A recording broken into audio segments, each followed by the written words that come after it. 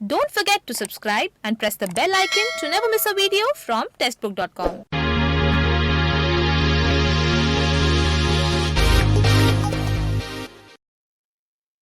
Hello students, welcome to टेस्टबुक.com। Testbook के official banking channel पर आप सभी का स्वागत है। जैसे आप सबको पता है, SBI junior associates that is SBI clerk का नोटिफिकेशन आ गया है। 5000 से ज़्यादा वैकेंसीज हैं। सो काफ़ी सारे स्टूडेंट्स यहाँ पर एग्ज़ाम का फॉर्म जो है वो फिल करने वाले हैं। बहुत सारे स्टूडेंट्स ने फॉर्म फिल किया होगा, बहुत सारे और ऐसे स्टूडेंट्स हैं जिन्होंने अभी तक फॉर्म फिलअप नहीं किया है। तो ये वीडियो, ये सेशन उन स्टूडेंट्स के लिए हैं जिन्होंने अभी तक फॉर्म फिलअप नहीं किया है, क्योंकि यहाँ पर मैं आपको पूरा डिटेल में इस वीडियो में बताने वाला हूँ कि एसबीआई क्लर्क 2021 का फॉर्म आप कैसे फिल कर सकते हैं, कहाँ पर फिल कर सकते हैं, कौन सी वेबसाइट है, और फॉर्म फिल करते समय कौन कौन से स्टेप्स आपके सामने आएंगे और उनको आप कैसे टैकल करना है, कैसे आगे बढ़ना है। ये सारी चीज़ें मैं आपको डिटेल में इस पर्टिकुलर वीडियो में आपको शेयर करने वाला हूँ, बताने वाला हूँ।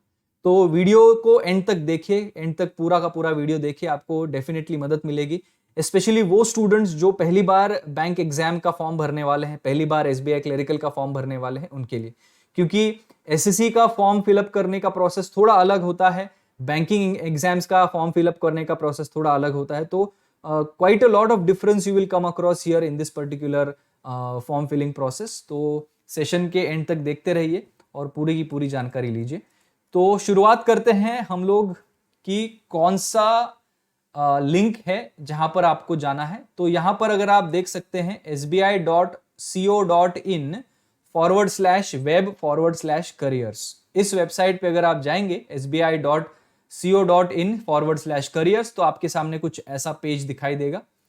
इस पेज के ऊपर अगर आप यहां ज्वाइन एसबीआई पे अगर आप क्लिक करते हैं तो 4 ऑप्शंस आपके सामने आएंगे। Roles at SBI, current openings, recruitment, results and archive, या फिर what are we looking for. तो इसमें आपको ये सेकंड ऑप्शन जो है वो चूज करना है, करंट ओपनिंग्स, ये आपको चूज करना है। जैसे ही आप करंट ओपनिंग्स चूज करेंगे तो आपके सामने कुछ ऐसा पेज दिखाई देगा जिसमें जो अभी फिलहाल रिक्रूटमेंट्स चल रही हैं उसके लिंक्स मिलेंगे। तो यहां पर सबसे पहली ही लिंक है recruitment of junior associates, customer support and sales, जो एसबीआई की ये जो क्लरिकल की पोस्ट आई है उसकी। इसके आगे यहां पर रेड कलर में देखिए, online registration of application and payment of fees, ये आपके सामने दिया जाएगा। तो यहां पर ये जो रेड कलर की लिंक है, इस रेड कलर की लिंक पे क्लिक करना है। जैसे ही आप इस रेड कलर की लिंक पे क्लिक करेंगे आपके सामने कुछ ऐसा पॉपअप मेनू आ जाएगा जिसमें डाउनलोड एडवर्टीजमेंट का एक ऑप्शन होगा। अगर आपने यहां पर डाउनलोड एडवर्टीजमेंट किया तो पूरा नोटिफिकेशन वापस डाउनलोड हो जाएगा, और यहां पर इस रेड लिंक पे अगर क्लिक करोगे तो कुछ क्लिक नहीं होगा, ठीक है ना। अभी यहां पर ये जो ब्लू कलर का छोटा सा अप्लाई ऑनलाइन करके जो है वहां पर क्लिक करना है और आपका एडमिशन पेज या एप्लीकेशन पेज ओपन हो जाएगा। इस ब्लू कलर के ऑनलाइन लिंक के ऊपर क्लिक करने के बाद आपके सामने कुछ ऐसा पेज तैयार हो जाएगा। नाउ पहली बार अगर आप रजिस्टर कर रहे हैं, ऑब्वियसली पहली बार ही रजिस्टर कर रहे हैं सारे स्टूडेंट्स, तो यहां पर आपको क्लिक करना है क्लिक फॉर न्यू रजिस्ट्रेशन। एक बार आप रजिस्टर कर दिए तो फिर आपको रजिस्ट्रेशन नंबर और पासवर्ड जो है वो मिल जाएगा एसबीआई की तरफ से, जो आप यहां पर इंसर्ट करके यहां पर आप डाल के फिर बाद में आपकी एग्जाम हॉल टिकट का प्रिंट आउट लेना हो या कोई दूसरी चीजें चेक करनी हो उसके लिए यूज कर सकते हैं। फिलहाल इनिशियली इन 2 बॉक्सेस का आपको कोई काम नहीं है, तो सीधा यहां पर जंप करना है click here for new registration के लिए। उसके अंदर जाते ही कुछ ऐसी यहां पर आपके सामने पेज खुलेगी और इसमें आपको पूरे डिटेल्स आपके फिलअप करने हैं। फर्स्ट नेम, ये जो रेड एस्टेरिक्स में है ये सारी मैंडेटरी चीजें हैं, कंपलसरी फिलअप करनी है। बेसिक इंफॉर्मेशन होगी यहां पर आपका फर्स्ट नेम, उसके बाद कंफर्म करना है, 2 बार सारी चीजें लिखनी है। फर्स्ट नेम 2 बार लिखना है, मिडिल नेम 2 बार लिखना है, लास्ट नेम भी 2 बार लिखना है ना। मेक श्योर कि आप स्पेलिंग मिस्टेक्स ना करें रिपीट करते समय। उसके बाद आपका मोबाइल नंबर एक कंपलसरी आपको देना ही है। Do not add 0 as your prefix, 0 के साथ नंबर की शुरुआत नहीं करनी है। कंफर्म मोबाइल नंबर में एक और बार वही नंबर, सेम नंबर आपको नीचे भी रिपीट करना है। उसके बाद एक ऑल्टरनेटिव नंबर दे सकते हैं जो ऑप्शनल है। अगर आपके पास लैंडलाइन वगैरह नंबर है तो you can give it, but it is optional, इसमें कोई कंपल्शन नहीं है। उसके बाद आपका email ID, registered email ID आपको यहां पर फिलअप करना है। नाउ ध्यान से देखिए, यहां पर पहली बार जब आप ईमेल आईडी भरते हैं तो @ यहां पर आगे दिया हुआ है और उसके बाद आपका डोमेन नेम आ जाता है। जैसे मेरा gmail.com है तो जीमेल ऑप्शन आपका यहां रहेगा। इस एरो पे क्लिक करोगे तो सारे पॉपअप आ जाएंगे, जीमेल हो, याहू हो, कोई भी हो, है ना। तो ये सारे ऑप्शंस आ जाएंगे, उनमें से आप चूज करना आपका जीमेल, ये आपका ईमेल का जो फर्स्ट पार्ट है वो। और सेकेंड पार्ट जब कंफर्म ईमेल करना है तो @gmail.com ये जो डोमेन नेम है वो साथ में ही ऐड करना है। यहां पर फर्स्ट बॉक्स में वो ऐड नहीं करना है, सेकेंड बॉक्स में ऐड करना है, ये याद रखिए, है ना। उसके बाद आपको ये सिक्योरिटी कोड इंसर्ट करना है, जो भी आएगा कैप्चा कोड या सिक्योरिटी कोड जिसे हम कहते हैं वो इंसर्ट करना है। और एक बार वो इंसर्ट हो गया तो उसके बाद आप सेव एंड नेक्स्ट करके आगे बढ़ेंगे। यहां पर आप सेव एंड नेक्स्ट करके आगे जब बढ़ेंगे तो आपके सामने कुछ ऐसा पेज तैयार हो जाएगा। नाउ यहां पर आपका फोटोग्राफ एंड सिग्नेचर अपलोड करना है। नाउ फोटोग्राफ की साइज क्या होनी चाहिए? अभी एसबीआई ने थोड़े से रूल्स चेंज किए हैं फोटोग्राफ को लेके। कोविड का समय चल रहा है, इसलिए काफी सारे स्टूडेंट्स ऐसे भी होंगे जिनके पास वो स्टूडियो में खींचा गया फोटोग्राफ ना हो, और स्टूडियोज भी बंद है, फोटो स्टूडियोज भी बंद है। इसलिए एसबीआई ने यहां पर आपको अपना खुद का फोटो खींचने की अनुमति दी है। तो क्या कर सकते हैं आप, एक प्लेन बैकग्राउंड, व्हाइट कलर की दीवार या किसी एक कलर प्लेन व्हाइट बैकग्राउंड लेके, है ना, वहां पर आप खड़े रह के किसी और पर्सन को बोल सकते हैं अपने मोबाइल से फोटो खींचने के लिए। और वो फोटो कैसी होनी चाहिए, सनलाइट कैसा होना चाहिए, चश्मा पहनना है कि नहीं पहनना है, टोपी पहननी है कि नहीं पहननी है, ये सारी डिटेल्स यहां पर guidelines for scanning the photograph and signature इसमें दी गई है। इस गाइडलाइंस के बारे में मैं आगे थोड़ा डिस्कस करेंगे ही। रिलीजियस व्हील वगैरह अलाउड है, लेकिन बाकी कोई चीज जो है एक्स्ट्रा का, अगर आपके हैट पहनी है या कैप पहनी है, वो सारी चीजें अलाउड नहीं है। सिग्नेचर के साथ भी वही है, सिग्नेचर का फॉर्मेट क्या होना चाहिए, पिक्सल साइज क्या होना चाहिए फोटोग्राफ का, स्कैन्ड इमेज, यहाँ पर digital signature and digital photograph upload करना है। सो मैक्सिमम और मिनिमम पिक्सल साइज क्या होनी चाहिए, ये सारी चीजें यहाँ पर guidelines for scanning the photograph and signature में आपको मिल जाएंगी, एक बार पढ़ लेना। ये गाइडलाइंस की एक फोटोग्राफ यहाँ पर मैंने बता दी है। पासपोर्ट साइज कलर फोटोग्राफ चाहिए। उसके बाद लाइट कलर की, प्रेफरेबली व्हाइट बैकग्राउंड हो, look straight at the camera with a relaxed face, sunny day पे, दिन में क्लिक की जाने वाली फोटो चाहिए, रात में मत क्लिक करना। सन बिहाइंड यू, सूरज को पीछे रख के, है ना, सूरज चेहरे पे नहीं होना चाहिए। Place your self in shade, मतलब क्या है कि छाई, बेसिकली ऐसी जगह फोटो खींचे जहां पर शेड होगी, जहां पर डायरेक्ट सनलाइट नहीं होगी आपके फेस के ऊपर, ठीक है। स्क्विंटिंग नहीं करेंगे, मतलब ऐसी आंखें ऐसी नहीं होनी चाहिए, हार्श शैडोज नहीं, आपकी परछाई नहीं गिरनी चाहिए पीछे वॉल पे। अगर फ्लैश यूज करना है तो मेक श्योर कि रेड आई ना आए। If you wear glasses make sure they are not reflective. कभी कभी होता है, जैसे मेरे ग्लासेस है, देखो इसमें ये लाइट दिखाई देती है, रिफ्लेक्ट हो जाती है, तो आपके भी अगर ऐसे ग्लासेस हैं जिनमें लाइट रिफ्लेक्ट होती है तो ये ग्लासेस पहन के नहीं चलेगा। Caps, hats, dark glasses not acceptable. Religious headwear allowed है, जो सिर्फ आपका हेड कवर कर रहा हो, फेस नहीं कवर करना चाहिए, फेस दिखना चाहिए। डायमेंशंस देखिए, 200 x 230 पिक्सल्स ये प्रिफर्ड डायमेंशंस है। फाइल साइज जो है वो 20 KB के से 50 KB के बीच में होनी चाहिए, 50 से 50 KB के बीच में आपकी फाइल साइज होनी चाहिए। एंड उसके बाद है कि 8 कॉपीज, जो आप फोटो खींचेंगे उस फोटो की 8 कॉपीज, हार्ड कॉपीज आप अपने पास रखिए, जो आपको बाद में सिलेक्शन प्रोसेस के समय जरूरी पड़ेगी। जब अगर आपका सिलेक्शन होता है, क्लर्क एग्जाम में फाइनल सिलेक्शन होता है, तो जो फोटोग्राफ आपने एग्जाम फॉर्म में अपलोड किया है वही फोटोग्राफ, उसके 8 से 10 कॉपी अपने पास रखिए, सो दैट वही फोटोग्राफ जो है वो आप बाद में भी यूज करें। सिग्नेचर के बारे में देखिए, 140 to 160 पिक्सल है, 10 KB से लेके 20 KB तक ये साइज दी गई है। और उसके बाद लेफ्ट थंब इंप्रेशन का भी फोटो अपलोड करना है तो आप लोग, अच्छा, सिग्नेचर ब्लैक इंक में होनी चाहिए, बहुत इंपॉर्टेंट है guys, very very important. Signature जो होगी वो व्हाइट कलर के पेज पे ब्लैक इंक के साथ, ब्लैक पेन के साथ यूज सिग्नेचर ये करनी है आपकी अपलोड, ब्लू पेन नहीं, ब्लू इंक नहीं। उसके बाद left thumb impression on a white paper with black और ब्लू इंक। थंब इंप्रेशन चलेगा ब्लू इंक में, ब्लैक में भी चलेगा, लेकिन सिग्नेचर जो है वो सिर्फ ब्लैक में ही चाहिए। ये बहुत इंपॉर्टेंट है पॉइंट, याद रखिए। उसके बाद लेफ्ट थंब इंप्रेशन की भी डायमेंशंस कितनी होनी चाहिए, पिक्सल साइज कितना होना चाहिए, है ना, फोटोग्राफ की साइज कितनी होनी चाहिए, सारी चीजें यहां पर दी गई है। And applicant has to write the declaration in English clearly on a white paper with black ink. Now ये एप्लीकेशन क्या है, डिक्लेरेशन क्या है, ये इसी पेज की शुरुआत में आपको यहां पर मिलेगा। ये जो फोटोग्राफ इमेज के ऊपर वाला जो कंटेंट है ना, ये गलती से यहां पर मेंशन नहीं हुआ है, एक छोटा सा पैराग्राफ दिया है उन्होंने, वही पैराग्राफ, वैसा का वैसा पैराग्राफ, ऐसा कुछ दिखता है पैराग्राफ, आई कॉमा डैश, है ना, फिर आपका यहां पर नाम लिखना है, एग्री टू द गिवन जो भी है, and to my fullest knowledge कि ये मेरे सारे डिटेल्स सही है, ऐसा कुछ वो पैराग्राफ है 2-3 लाइंस का। वो पैराग्राफ वैसा का वैसा आपको आपके हैंडराइटिंग में, आपके खुद के हैंडराइटिंग में, hand written paragraph black ink के साथ प्रेफरेबली आपको एक क्लियर व्हाइट पेपर पे, रूल्ड नहीं होना चाहिए, लाइंस नहीं होनी चाहिए उस पे, ब्लैंक पेपर जिस पे फोटोकॉपी खींचते हैं ना, जेरोक्स खींचते हैं, वो उसके ऊपर ब्लैक कलर के पेन के साथ वो पैराग्राफ लिखना है, नीचे आपकी साइन करनी है और उस पैराग्राफ का फोटो खींचना है और वो फोटो भी बाद में अपलोड करना है। तो ये 4 चीजें अपलोड करनी है, आपका खुद का फोटोग्राफ, सिग्नेचर का फोटोग्राफ, लेफ्ट थंब इंप्रेशन का फोटोग्राफ और डिक्लेरेशन का फोटोग्राफ। ये 4 चीजें अपलोड करनी है, याद रखिए, बहुत इंपॉर्टेंट है।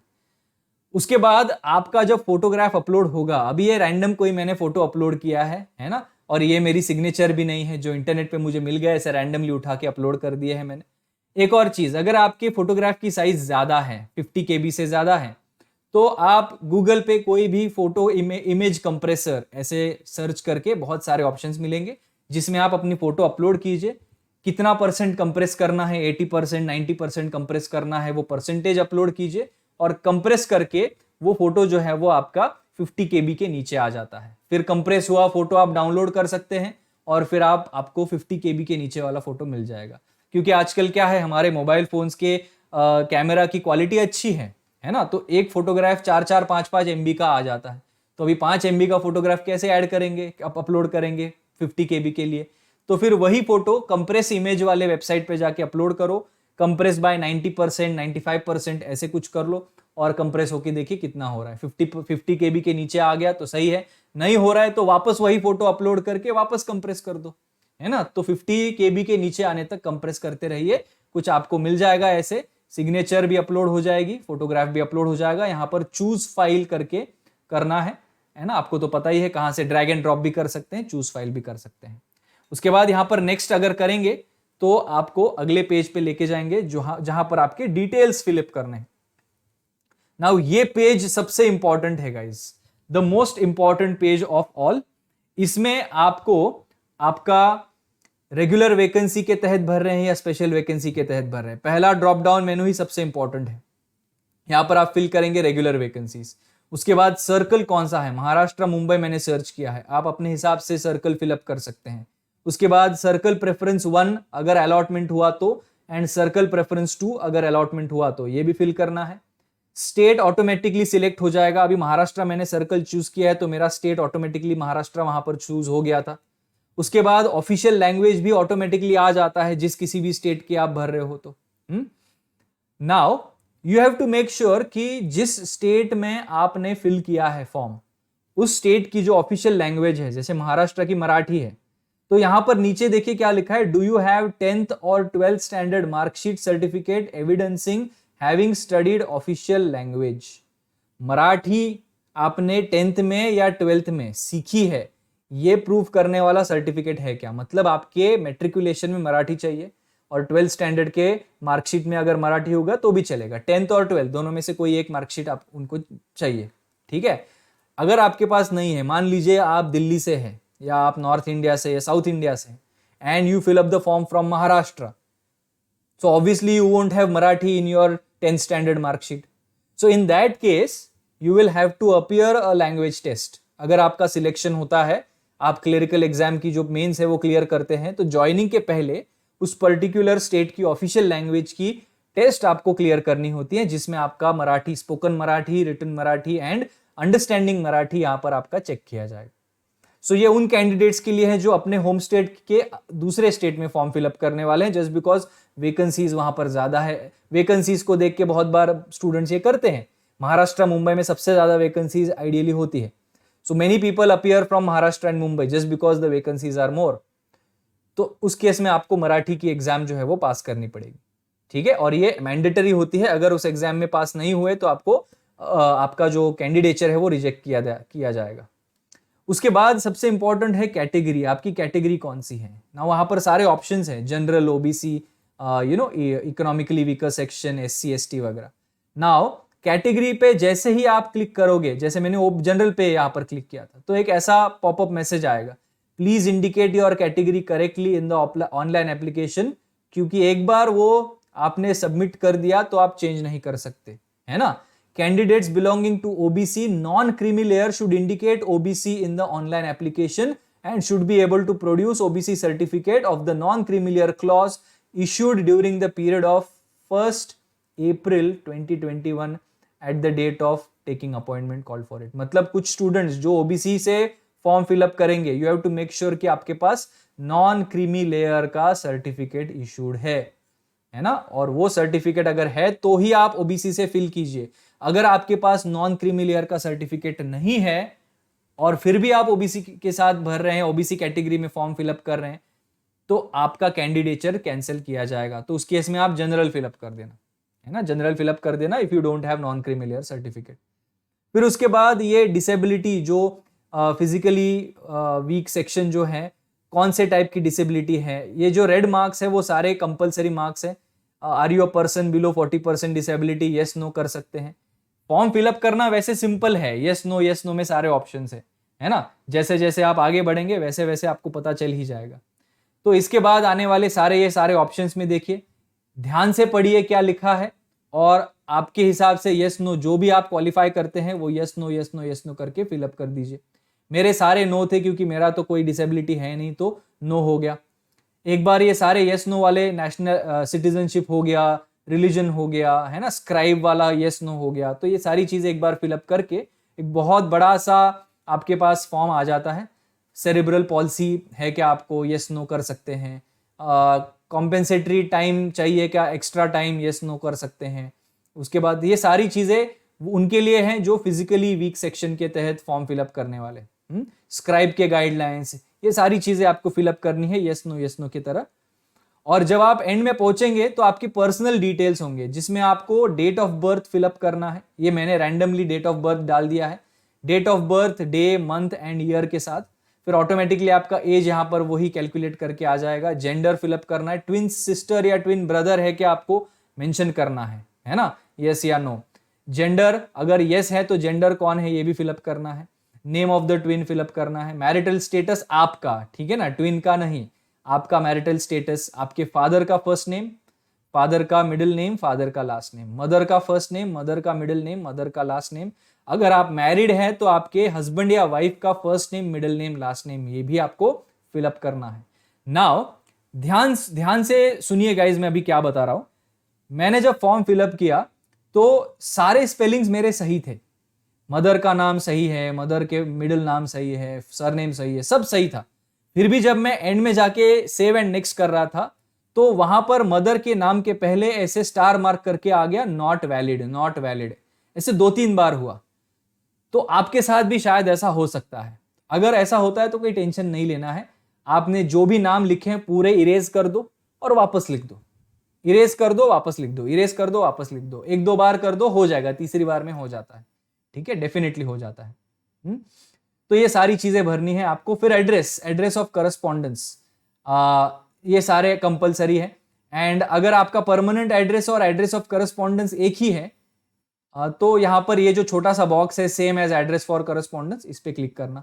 एड्रेस ऑफ करस्पॉन्डेंस का मतलब अगर एसबीआई को आपको कुछ भेजना है तो कौन से एड्रेस पे भेजे। कभी कभी होता है ना कि आपका घर का एड्रेस है दिल्ली का, लेकिन आप आपके रिश्तेदारों के यहाँ वेस्ट बंगाल में रह रहे हैं, तो आपको आपके डॉक्यूमेंट्स चाहिए वेस्ट बंगाल में, कॉल लेटर चाहिए वेस्ट बंगाल में, कुछ भी चाहिए वेस्ट बंगाल में, दिल्ली में नहीं चाहिए।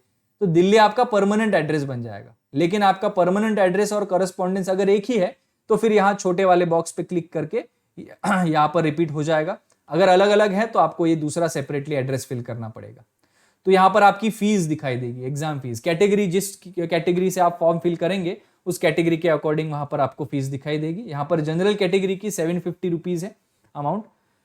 उसके बाद अगर आप सेव एंड नेक्स्ट करते हैं तो फिर आपके एजुकेशनल डिटेल्स पूछते हैं, जिसमें ग्रेजुएशन है, अपीयर्ड है या पास्ट है। जिनका मार्कशीट अभी तक नहीं आया है, फाइनल एग्जाम देके हुआ है लेकिन मार्कशीट नहीं आया है, वो अपीयर मार्क करेंगे। जिनका फाइनल एग्जाम देके हुआ है वो पास मार्क करेंगे। जिनका आईडीडी है, इंटीग्रेटेड डुअल डिग्री है, उनके लिए भी सेम चीजें यहां पर अप्लाई करनी है। फिर आपका नेम ऑफ कॉलेज और यूनिवर्सिटी जहां से आपने ग्रेजुएशन किया है, डेट ऑफ पासिंग, जो आपकी पासिंग सर्टिफिकेट पे जो आपके रिजल्ट के ऊपर डेट होगी वही डेट यहां पर फिलअप करनी है। परसेंटेज ऑफ मार्क्स कितने आए थे वे फिलअप करना है। Grade, first class, second class, third class, ये फिलअप करना है, ठीक है। उसके बाद अगर आपने पोस्ट ग्रेजुएशन की है तो उसका क्वालिफिकेशन, ये कंपलसरी नहीं है, अगर भर दिया तो अच्छी ही बात है। प्रोफेशनल क्वालिफिकेशन अगर कोई है तो भर सकते हैं, और अदर्स आपको कुछ मेंशन करना है तो ये भी आप फिलअप कर सकते हैं। हालांकि ये कंपलसरी नहीं है, सिर्फ ये ग्रेजुएशन वाला कंपलसरी है, क्योंकि graduation is the minimum educational requirement.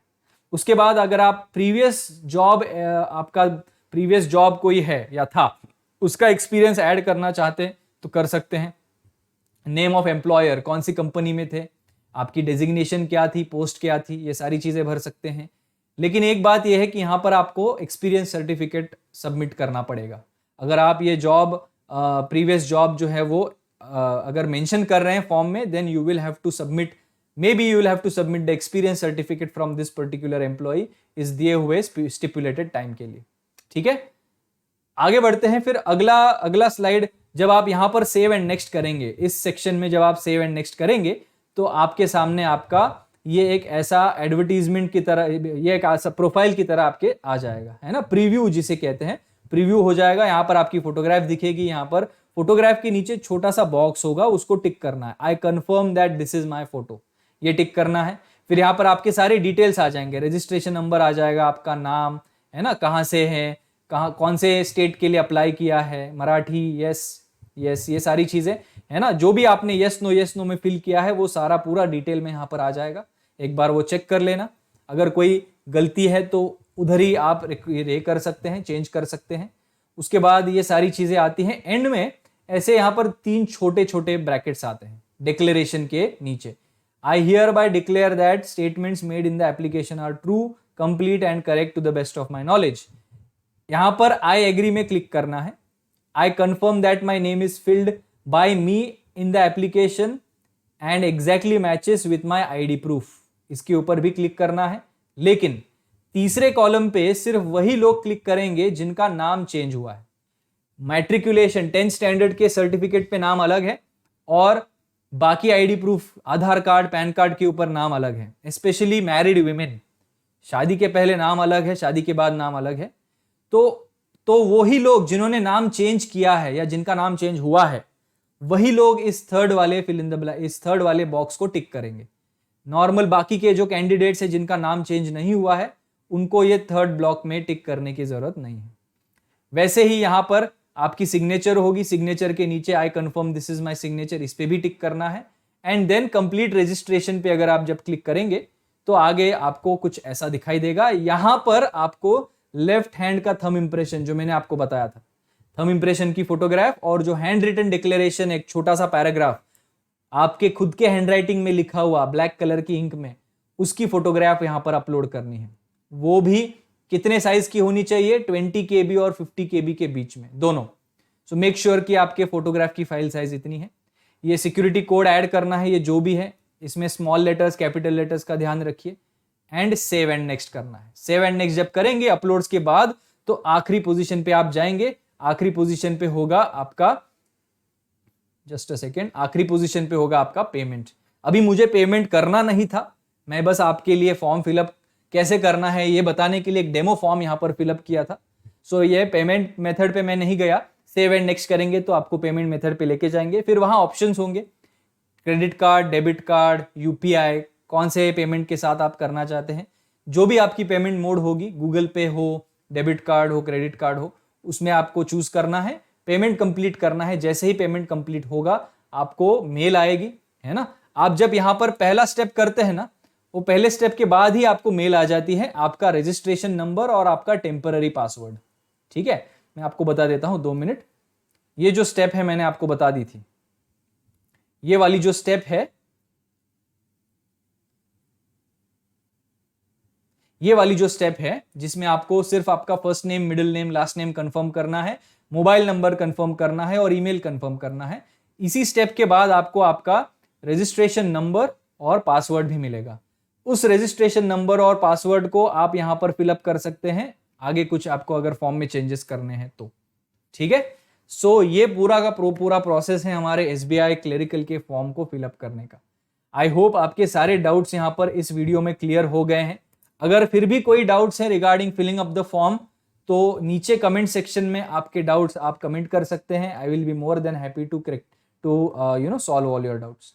Okay, चलिए तो आज के लिए इतना ही, यही सेशन यहीं पे समाप्त करते हैं। आई होप आपको ये सेशन बेनिफिशियल लगा।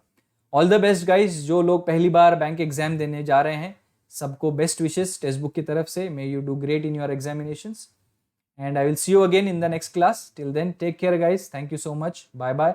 अगर सेशन अच्छा लगा हो तो लाइक कीजिए, शेयर कीजिए अपने दोस्तों के साथ जो पहली बार SBI क्लरिकल का फॉर्म भरने वाले हैं, और अगर चैनल को अभी तक सब्सक्राइब नहीं किया है तो सब्सक्राइब टू द चैनल।